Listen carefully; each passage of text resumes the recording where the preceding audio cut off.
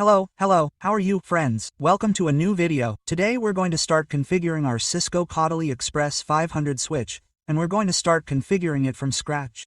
So we're going to review everything related to the dashboard, all the configurations that we can make on this device. Unlike other Cisco switches, this device can be managed through a graphical interface using a web browser. Well, as I told you, see that here I have the IP address, 10.0.0.1. This is the address with which we accessed the first time we started the device, when we reset it to factory settings. Well, now we have the dashboard completed. Here it shows us a certain type of parameter, in this case whether the fan controller is working. This is a sensor that the device has to detect that the fan controller is active.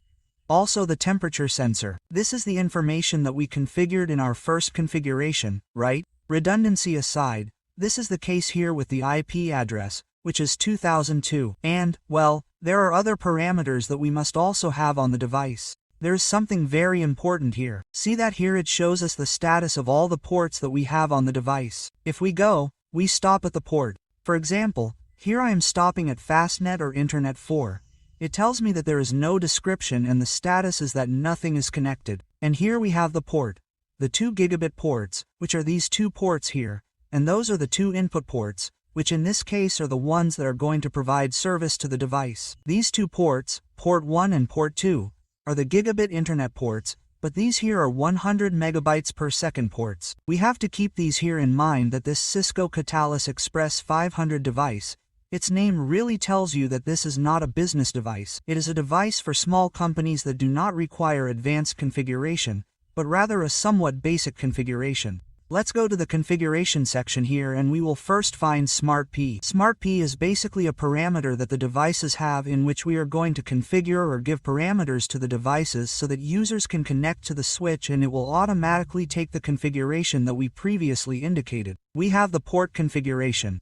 In the port configuration, this is basic. You can see that we have FOGNA 1, 2, 3, up to 24 along with the 2 gigabit. Here, all that is done is to simply add a description to the port and to set the speed. If we are going to use a speed of 10 or 100 megabit per second, the duplex obviously has to be auto, right? We can also set it to full duplex, but we really set it to auto so that it can actually take the configuration. And here, whether or not we want to enable atomic. Remember that atomic is a technology that is normally embedded in the software of the equipment, which is what makes the crossover. For example, when we connect a cable that is connected with the 568A standard and on the other hand we have a 568 standard. That really affected things before. Before, you had to match the 2 standards. If, for example, the passcode was 568, all the wiring had to be 568A, including all the connections. Actually, at this time, with this technology, that is no longer necessary because the equipment already does the crossing at the software level. This really has to be enabled. If you disable this here, then when you connect the equipment, you have to make sure that all the standards are always in harmony with everything that has to do with the standards, that is, that everything is in 568A or everything is in 568B. Those are structured cable standards, ANC TAW. Okay, now let's go to the Express setup. Express was what we configured in the previous video. See that we have VAN 1 here. This is the default VAN and VAN 1 has 2002 configured, with a 2001 gateway. You may be wondering, but why did you access with 10,001? You didn't access with 20. I'll explain later. Here you have a mask for your network, which is a Class C mask, which is what we configured in the previous video. Okay, let's leave Vanilla 1 with that IP address. We won't see any problems. Here we can configure the name of the device. This really allows us to know which device we are accessing the configuration from. Obviously, here we have the date, today's date along with the time. Well, now let's move on to the VAN configuration. The VAN configuration here is also quite simple. You see that we only have one VAN configured, which is VAN 1. That's the VAN that comes with the devices, with the switches by default. If we click here on Create, we're going to start creating a VAN. You see that here it tells me that it can create VAN 2 and it tells me what name I'm going to give the VAN. In this case, I could enter or, for example, enter VAN 2 and configure VAN 2. If we click here, for example, let's click on Administration. Administration, I click here on Done and you can see that I have 2 VANs already configured. I have VAN 1 and I already have VAN 2. Obviously, when we create VAN 2, we now have to assign the ports that will belong to that van.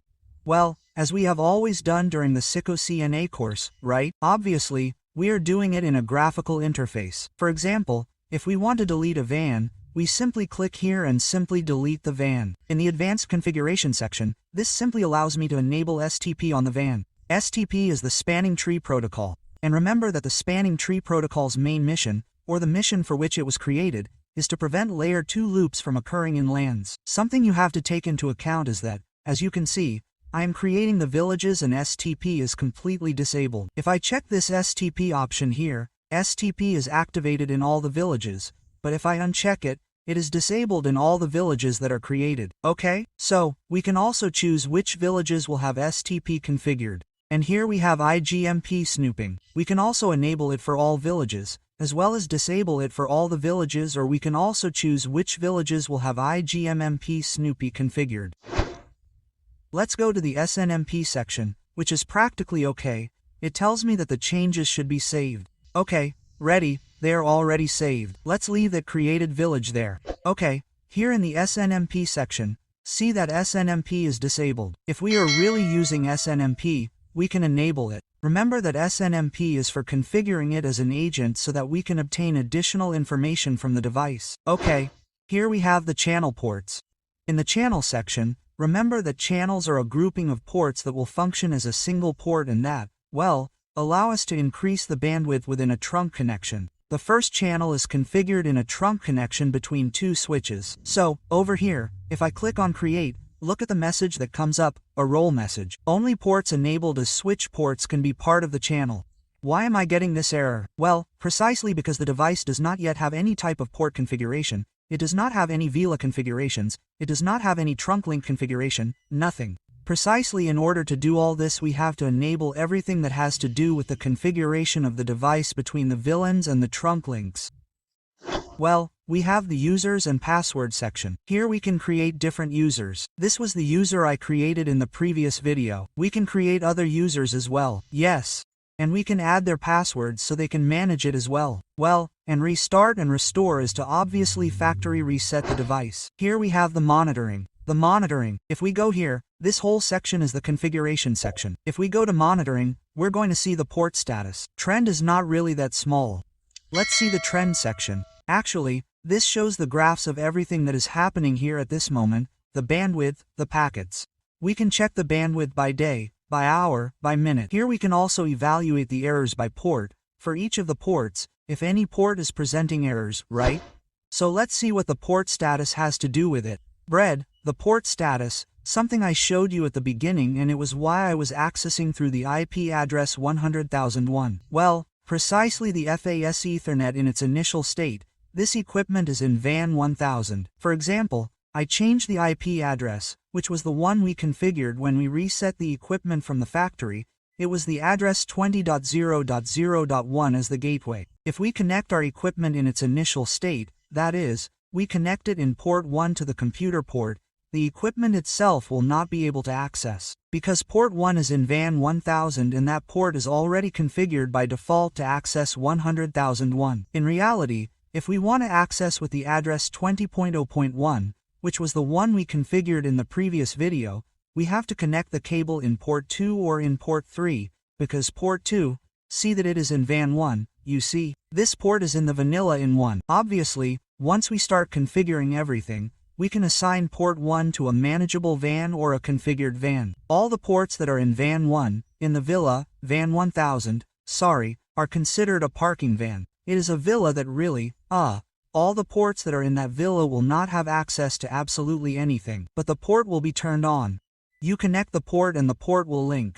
However, the user will not be able to connect to anything because it is a parking van. Yes, only to place it there and at some point when it is needed to connect, it is removed and the corresponding van is placed. Okay, so that is why I access through 100,001 and not through 20.0.0.1. Okay, here we can see the status of the ports. See that all the ports are in VAN 1 by default. In the monitoring section we can't make any type of configurations. Okay? Port statistics. If we look at the port statistics, we'll be able to see how much traffic each port carries. See that the only port that's presenting traffic is port 1, because it's the one that's currently connected.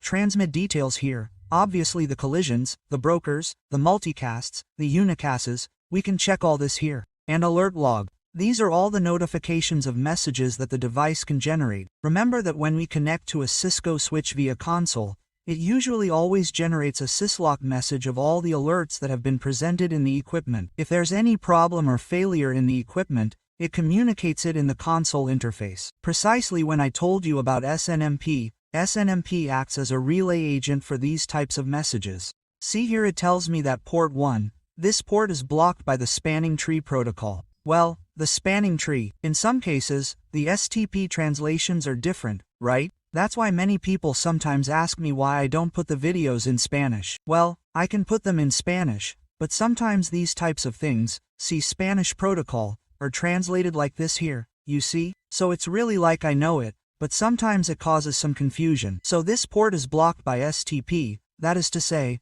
STP is enabled on the port and it's already been blocked since this date. Well, it has a date of 1993, but this was because I hadn't previously configured the time.